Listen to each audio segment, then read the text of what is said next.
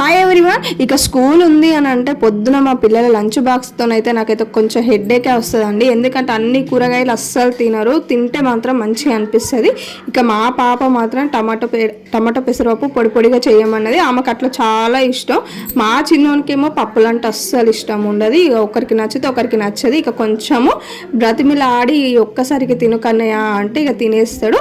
ఇక నేను చేసే ప్రాసెస్ అయితే చూపిస్తా చూడండి. మా పిల్లలకైతే ఎప్పుడైనా ఇలానే చేస్తాను. ఫస్ట్ అయితే పెసరపప్పుడు కొంచెం లైట్గా బ్రౌన్ కలర్ వచ్చేసరికి ఫ్రై చేసి పక్కకు పెట్టేసుకోండి.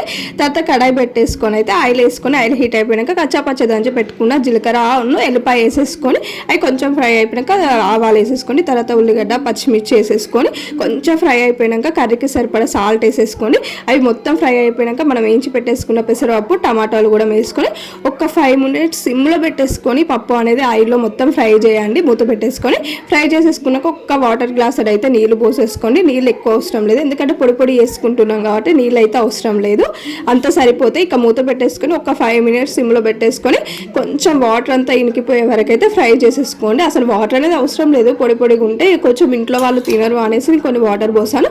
ఇంకో 5 minutes తర్వాత మన కర్రీ అయిపోతే ఇలా చేసుకొని చాలా బాగుంటుంది.